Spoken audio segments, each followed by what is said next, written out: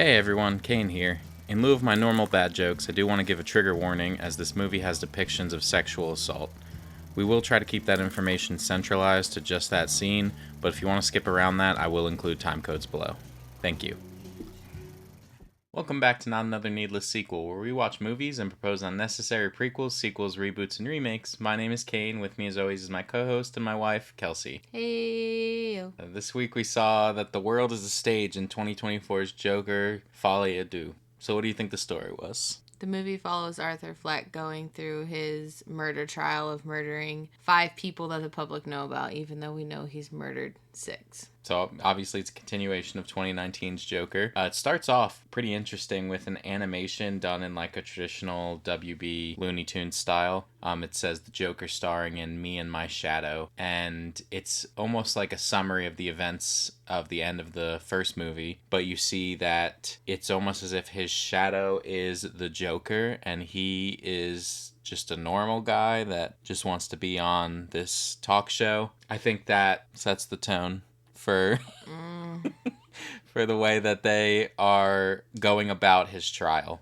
I actually really liked that part of the movie. I did too. I liked the opening. I liked that the argument in the trial is that he has a split personality disorder due to his past history of abuse. That animation shows it. That animation, shows it. Like, there's Arthur and then there's the Joker, and they're 2 different people. Yeah. So this was the first major DC Comics film to be released under the new DC Elseworlds banner. That term was first created in 1991 by DC Comics for the stories out of canon that are set in alternate realities.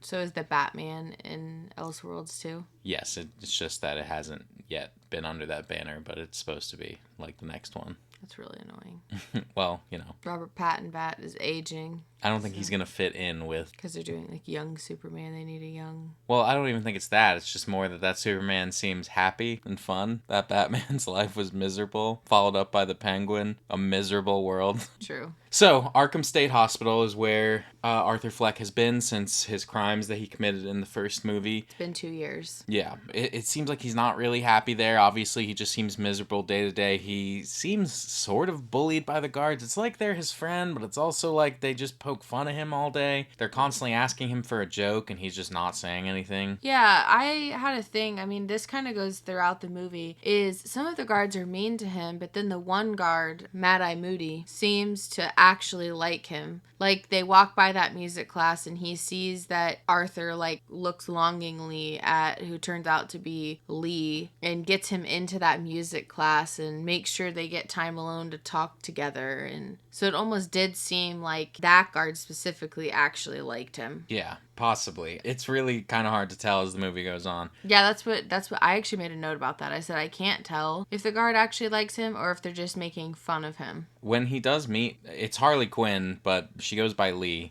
They mention later that her full name is Harleen Quinzel. Immediately, I was like, she's not real, which it makes sense as the movie goes on, but when she first sees him, she comes out and puts her hand to her head and shoots like she's pretending she has a gun like he did in the first movie, and I'm like, why would she know that? She's fake. Yeah. But it turns out that the events of the first movie were made into a TV movie that the rest of the world has seen. She is not a doctor at the hospital. She's a patient, but it turns out she checked herself in just to meet Arthur. Yeah. And her parents are, like, really rich and supportive, and it doesn't go with her typical theme, I guess. Yeah, but she also is lying to him, saying that she killed her parents in a fire, and that's not true. I think she's the manipulator instead of Joker manipulating her. Yeah, and that's what I thought, too, and I actually was gonna say, like, I thought that was an interesting dynamic to change it up from the Joker constantly being this abusive, manipulative partner, and instead she's the one doing that. The film's subtitle, Folie à Deux, means madness of two in French, and that term was coined to refer to 2 or more people that share the same madness or delusion. When he meets Harley Quinn, she's in a singing class, and this is kind of where the movie goes into a musical, if you've heard that. They are constantly singing with each other. Yeah. The movie pays tribute to classic musical movies from the 1960s, including the Rat Pack era of Frank Sinatra, Dean Martin, Joey Bishop, Peter Lawford, Angie Dickinson, and Sammy Davis Jr. And the musical aspects of this are mostly fantasy, but there is a good mix. I think for me, I didn't find the musical aspect that off, especially when they were doing his, like when he was daydreaming, when people were talking bad about him. It was almost like he would go into a trance so he didn't have to listen to it. Like that's his way of blocking out him having to relive past trauma. So I think that it would have been better if all the music was kept to these over the top fantasies. I Because agree. you'll I see agree. like it's like they're putting on a Broadway production. There's bits where it's like him and Lee have a talk show of their own, and those parts, like obviously you can tell they're fantasy because he's not out of prison, but then there's times where they'll be singing to each other and they're just in the normal world, but obviously because they want it to sound good, it sounds like it's a produced song, and that kind of falls into that problem that any musical has where you're like, is anybody else hearing them sing? Why are they like, nobody's reacting? People are just breaking out into song. Not that it needs to be realistic, but I agree. I think though that the musical part should have stayed and the dancing should have stayed in the fantasies. I think that would have made the movie better. Yeah.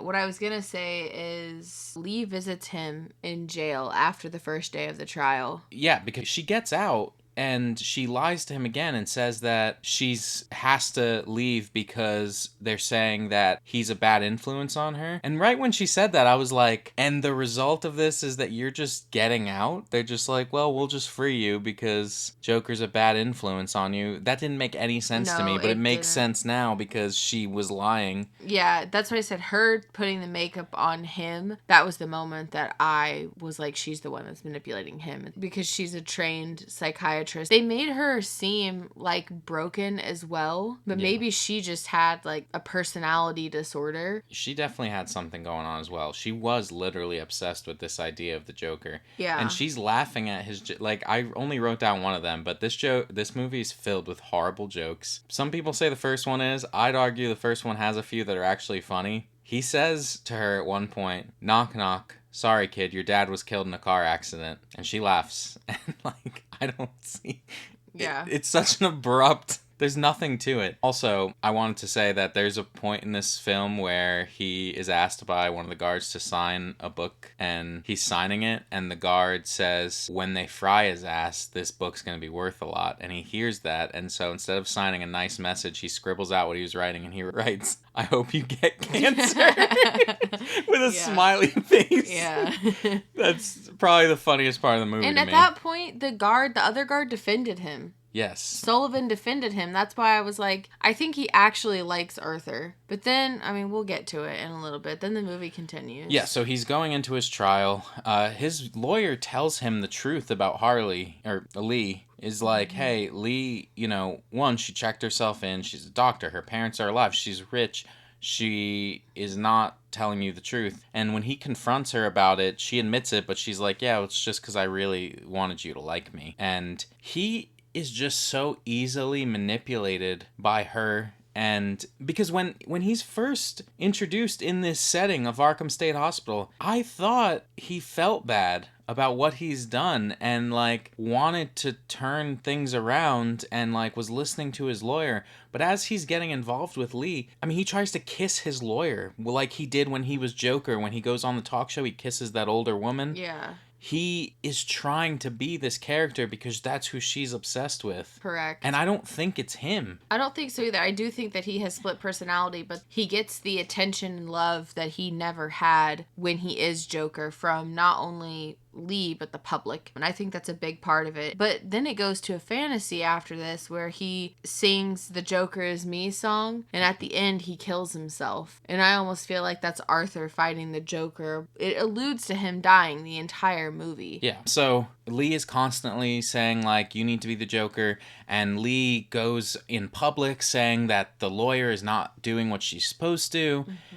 It comes to a point where Arthur fires his lawyer, and it's a hard scene because it's during an interrogation where they get Sophie, who, if you don't remember, she was his neighbor in the first movie that he had an imaginary relationship with. They get her on the stand, and Sophie mentions that she actually knew Arthur's mother a lot more than she ever knew him, which is not something we saw in the first movie. It didn't seem like they had ever met. And she is talking about how Arthur's mother used to say he had a stupid laugh, used to say that she tried to get him to stop him from killing himself when he was a kid by saying he was brought onto this earth to bring joy to people, and she didn't expect that he'd base his whole life on this. He's unfunny.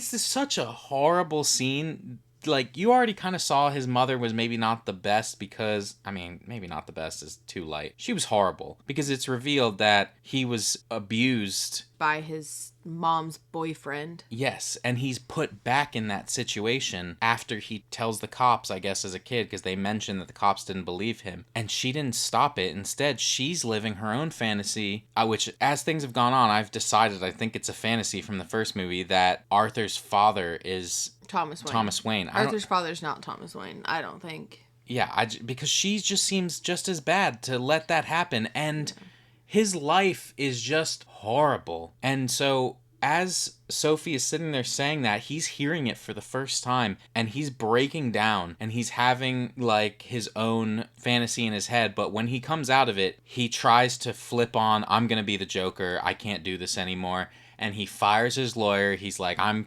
doing my own defense. Yeah. He has sex with Harley. Then she comes back saying she's pregnant, and, like, this is what he wants to go with now, and he shows up to court. Dressed as the Joker.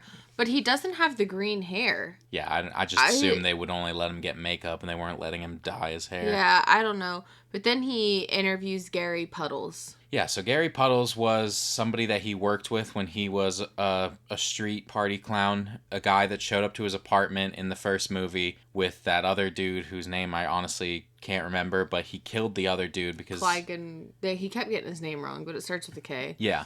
But he didn't kill Gary. He said he liked Gary. Even when Gary Gary was the only one who was ever nice to him. Yeah, but even when Gary comes into the courtroom, you can see Gary's visibly shaken by him. And Arthur's like, hey, Gary. Like, they're friends. Yeah, and then Gary kind of loses it at the end of the conversation. He said, you were the only one who never made fun of me. Why did you have to do this? And that's such a depressing part to me because Gary is like, he mentions that he's scared every day now. He never was scared like this. He realized truly how weak and small he is in that moment. Not to mention, the fucking courtroom's laughing at him, which I'm like, Judge, bang your fucking gavel. Yeah, the judge says the entire movie he's not going to let him turn the trial into a show, but he is impersonating like a lawyer from the South. Yeah, he's doing a very stereotypical, like, I mean, I called it Foghorn Leghorn as well, but it's that kind of, like, Southern draw. Yeah, it's not good. It's like 15 minutes of him doing it. It's not even, like, a sentence. Yeah. Well, I wanted to say that when he says that last thing to him, like, you can see it's affecting Arthur when he hears him say that, when Gary's like, you were the only one that was ever nice to me. He wants to be... I feel like Arthur is there, and he's like, wants to be like, I'm sorry, and instead he tries to do the Joker thing, and he's like, oh, boo-hoo, or some bullshit, and he goes and sits down. And then he stands up and puts his arms out, and people start cheering him on. Yeah, he's constantly doing this thing, which I do want to say, I think Joaquin Phoenix is still a great actor in this movie, and they do this thing that when he is the Joker, he makes himself very large, where he's like, spreading his arms, he's dancing, he's leaning back, he's always rubbing his hair, like all these mannerisms that normal Arthur doesn't have. Normally Arthur is very small, he's just sitting there, his arms together, arms crossed, that kind of thing. So during that Gary Puddles thing, he also goes on a little angry rant where he mentions that he's going to be seen and that people aren't going to treat him like this anymore, including the guards. Again, I'll put time codes, but in case you don't want to listen to this next part, I will try and keep it centralized here, but what I mentioned in the beginning of the film is going to be brought up here, or the beginning of the podcast is going to be brought up here.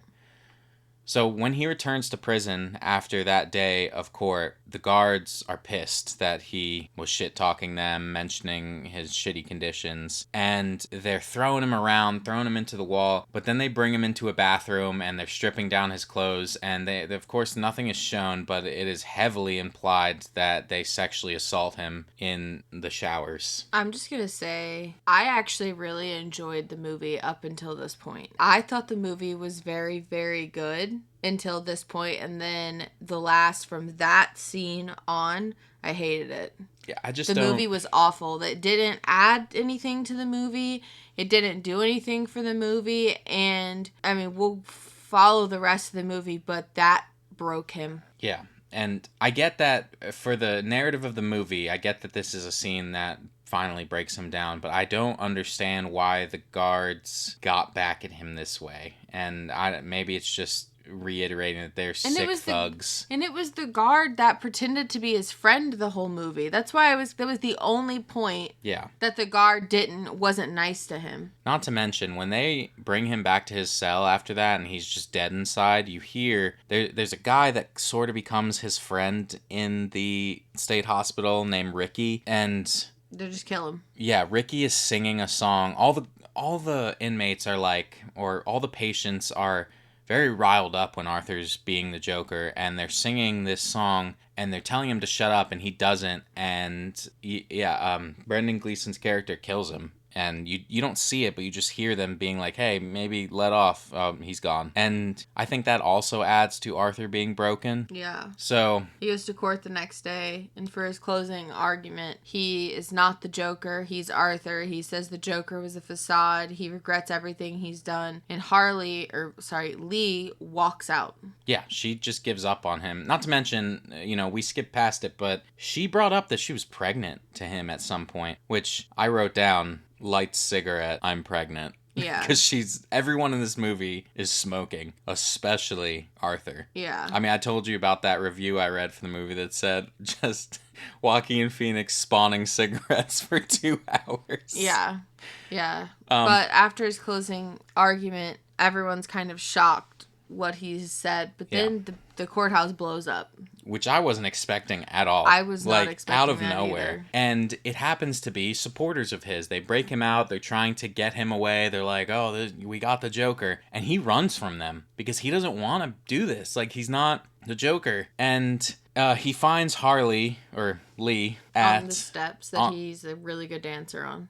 Yes. And she is just kind of staring at him like she don't give a fuck about him. And then she's like, I don't like Arthur. I only like the Joker. And it implied that she let the cops know where he would be because she's like, goodbye, Arthur. And then all the cops show up. Yeah. And so it's fucked up, but I do think, I guess, nice to see Harley Quinn on the other side of the typical Joker-Harley relationship, but also... Jesus. I think there's a way to do it where he's not abusive and she's not like that. Well, I mean, I like the kind of current dynamic in the comics where she's alone on her own without him. Yeah. But Arthur is returned to the state hospital, and you see he is just back to being Arthur. He's small, he doesn't talk, and he's told that he has a visitor. He heads out with a guard to see this visitor, and this guy that has been in the movie, the entire movie, just in the background, constantly staring at him, and I believe they mention at one point he bit somebody. He walks up to Arthur and asks him if he can tell him a joke, and then he gives him the worst joke in the world, and he stabs Arthur several times. And Arthur lay there dying as you see this man in the background carve a smile into his face, insinuating this is the real Joker, not Arthur Fleck.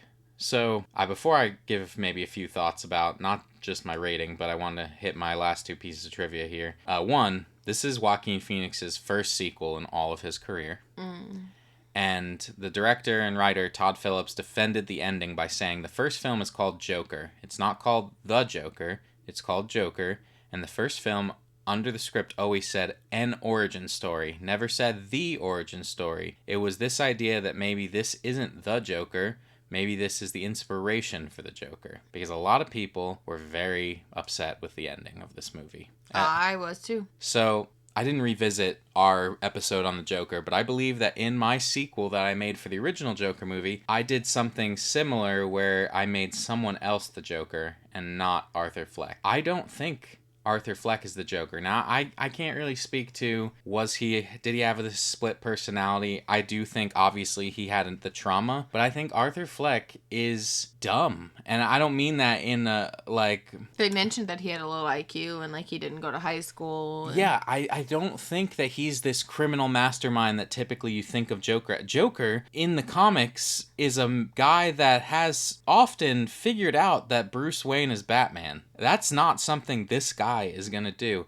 He is manipulated by Lee immediately. He sees her one time and is manipulated. He was manipulated by his mother. He was manipulated by the guy, that clown that he killed, that he worked with. He was just pushed around. I think he had a horrible life. I think he slipped through the cracks of the system in this failing city, but I don't think he's a criminal mastermind. I think he just needed to be forever institutionalized, I guess, in a better place than that, but that's it. And I feel bad for him, but he's also not the good guy. And yeah, I don't see him as the Joker. And I think that the people that watched this and were mad that he wasn't the Joker, you should have seen that in the first movie, that this is just a mentally ill man. I think that he is mentally ill, but I could see him as the Joker, not like the typical Joker we typically see, but I think him taking on the Joker persona, because he finally breaks from everything, I think that he could manipulate other people into doing everything for him and coming up with ideas, and then he takes it on as his own. Yeah. I do think that. But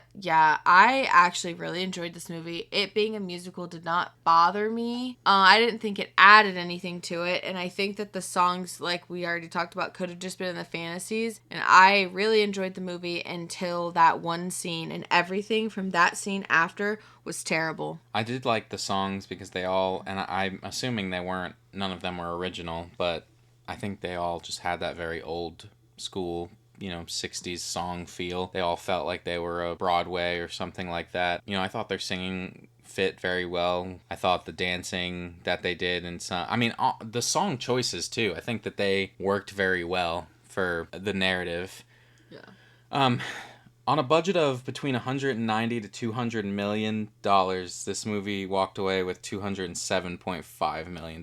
It was an absolute fucking train wreck. And I gave it a 3.5 out of 5. I don't hate this movie. I think it's definitely nowhere near as bad as people were making it out to be. I think there's some rough scenes, and a big part of it that people didn't like is they say that the director shot his own fan base in the foot. I think if you watched that first movie and you thought the Joker is a good guy or the Joker is who I want to be, you were wrong, and you shouldn't have thought like that. I think that he, again, was faced with trauma, and the only thing you should have maybe picked up from that movie is that's the real fucking world for some people, is that they're put in these situations and you should want to help them. I gave it a 2.5 out of 5. At first I gave it a 2, and then I was like, but I really enjoyed the first 75% of it, and the last 25% is where I think it went wrong for me.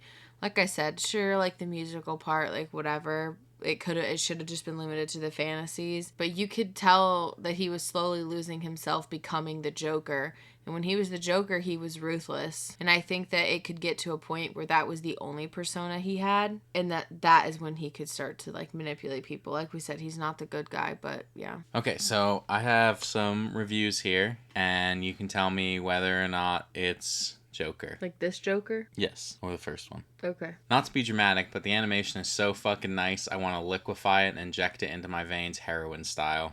Yes. No, that is from Into the Spider-Verse. Oh, okay. La La Land for couples Yes. who match each other's freak. Yes. Yeah. A lot of homoerotic tension in this. Brokeback Mountain. The Dark Knight. Okay. When I was a kid, I memorized the Joker's monologue and tried my best to recreate it in a Joker impression, and as a result, sometimes I'll find myself slipping in lines from it in my normal day-to-day speech. It would be funny if it wasn't so pathetic. That has to be about the Dark Knight. That's about Batman Beyond Return of the Joker. Oh, that's what I was gonna say, yeah. Problematic. As in problematic, but bad. Problematic. Joker. High School Musical. Just kidding. It's from the Killing Joke movie. Specifically referring to how Batman slept with Barbara Gordon in that. And then she got paralyzed. Barbara Gordon, the daughter. Yeah. There's no information on a sequel for this movie because it's never gonna fucking happen. Thank God. What is your sequel? My sequel is a remake. Okay. Of this one? Yeah. Okay. So, my last sequel, I did a direct sequel to the first. Me and you kind of talked about this. And I made like almost a live action-ish version based off Batman Beyond Return of the Joker, except I made it like Bruce got messed up, and then that's why Alfred sent him to train with the League of Shadows. If you remember. Yeah. I don't know if you remember that. But I think this movie, like I said, I enjoyed the first 75% of it. I think that it could have been good. I'm going to change quite a few things. First off, this is not going to be a musical. I think that the musical almost took away from the seriousness of it in some aspect. Yeah. I did like the fantasies. Yeah, I think you can have the fantasies without. There was the entire, like, part of the first movie was a fantasy that we didn't even know. Yeah, and I was going to say, there's a scene in this one where you see him think back to when he was standing in that dirty bathroom after he killed the 3 dudes off the subway, and there's not music to it, but he's like putting himself there as like a place of comfort, which is horrible, but you know. So, I actually did like the opening of him fighting his other, quote, identity in the Joker. And I also think that the movie should follow a timeline through the murder trial like this one did. With this one not being a musical, he's not going to meet Harley in music class, because that's kind of where the music starts. Yeah. He doesn't even talk into the movie, like, for a long time. Correct. I think that he should meet her in the traditional way, and she will actually be the psychiatrist that evaluates him and takes the stand in the trial, and evaluating him for the argument of his lawyer for insanity, but it's going to occur over more than 89 minutes.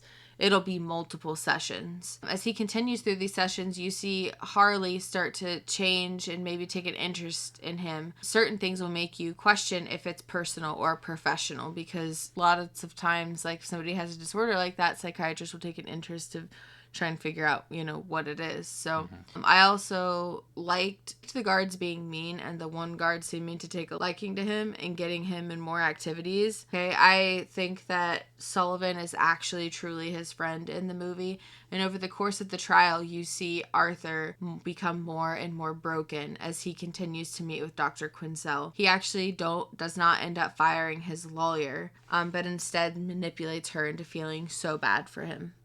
But I want it to be in a subtle way. Like, you don't realize that he's manipulating her. I mean, there's like a sort of manipulative behavior where people just go about making you feel like they're like so poor, pitiful me. Yes. Yeah. So I want it the entire with Harley, as well as, I think he will manipulate people in a subtle way. Harvey Dent continues to bring the heat with all of the witnesses to the crimes, but the crowd just starts to love Arthur more and more the more they hear. During the testimonies, as Arthur loses himself, he also starts to act more and more like Joker. Right before the final day, Sullivan beats up a few of the other guards that continually beat Arthur. And Sullivan's going to catch them beating him up, and he's going to be uncontrollably laughing, and then Sullivan's going to defend him. And I think that it should be a shadow that you see fighting. I don't think you should actually see him beating up the guards. And then you're going to see... you're going to feel or see, like, something start to change in Sullivan. The final day in court, closing remarks, and sentencing, Arthur is found guilty. However, the court building is blown up. After the court blows up, you see Arthur stand up in his Joker makeup, and then his Joker persona is completely back. He walks out onto the streets and evades the cops. He'll dance on the stairs where he did in the first one, just because I like that scene. And he's going to meet both Dr. Quinzel and Sullivan there. A flashback occurs where you see the plan of Arthur's work to manipulate the people around him, and he was in control the entire time despite how he was treated or what the audience thought.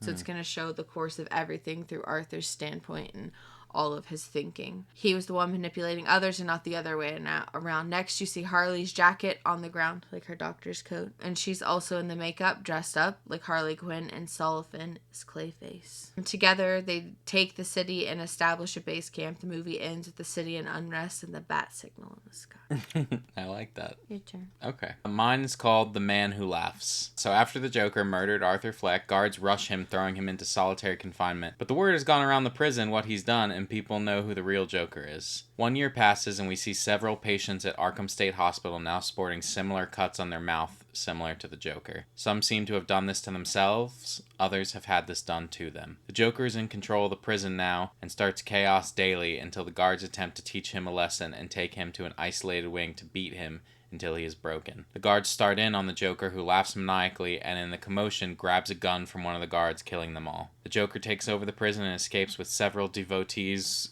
Word spreads around Gotham that the Joker is free, and he quickly amasses a large gang. Over the next few weeks, the Joker and his followers begin killing billionaires, blowing up government buildings, and expanding the Joker's reach to new followers every day. Captain James Gordon is in charge of the investigations surrounding the Joker's crimes, but with so many followers donning similar clown makeup, it is nearly impossible to track any perpetrators down. After a press conference where Gordon is shown on TV to be the one in charge of these investigations, he receives a letter with a Joker calling card.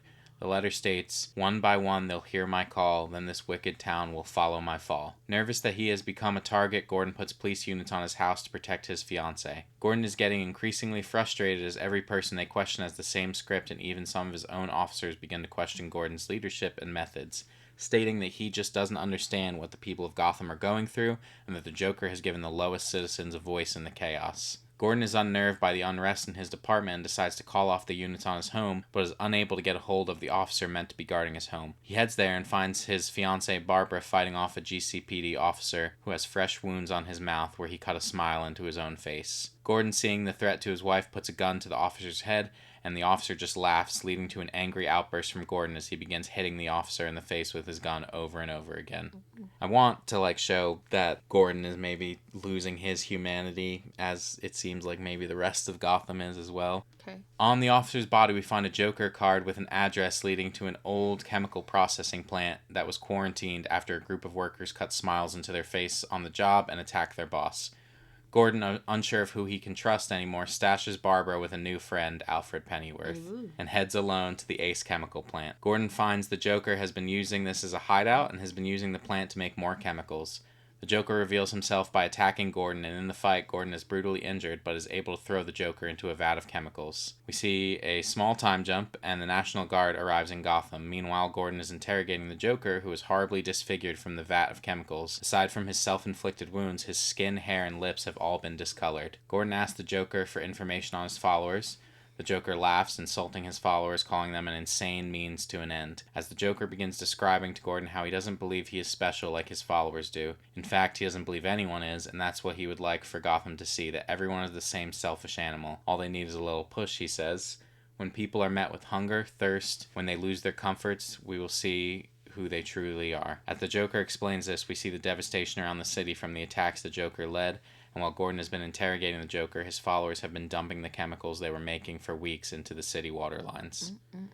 The movie will end with a 10-year time jump showing an older Gordon in his office as a TV blares. It's the anniversary of the chemical spill that led to unrest, riots, and more in Gotham that the city still has not fully recovered from, which is why the city's crime rate has only risen to new highs every year since. Just as the credits roll, we hear the TV mention reports by criminals of a giant bat. Damn, it takes 10 years for Pat and Bat to come on. Well, the Bruce Wayne that's shown in the first Joker movie is 11. Yeah. So I wanted it to be sooner, but I looked up how old he was, and I was like, Jesus. But, Technically, Bruce wasn't in this one, though. You could have just treated it as a separate universe. I guess so. But I'm just ready to bring Batman into this movie because what a fucking downer. Yeah. True that. Thank you so much for listening. We do so appreciate it. If you want to talk movies with us, you can find us on TikTok, Instagram, Letterboxd, Threads, and Blue Sky. We are Nan's Pod everywhere. Nan's Pod. If you'd like to vote on whose sequel idea was the best, come by our YouTube channel for the polls, or you can let us know your idea across our socials or at needlesssequel@gmail.com. Links, as always, will be wherever you are listening. If I could ask you for one thing, it's to share a show with someone and leave us a review. That is how we get new listeners. Of course, I also ask that you come back for more Needless Sequels. Next week, we are watching Hot Tub Time Machine on Max. And today I want to close with a line from Harvey Dent in The Dark Knight. The night is darkest just before the dawn, and I promise you the dawn is coming. Take care of yourselves, everyone. We will see you next week. Bye.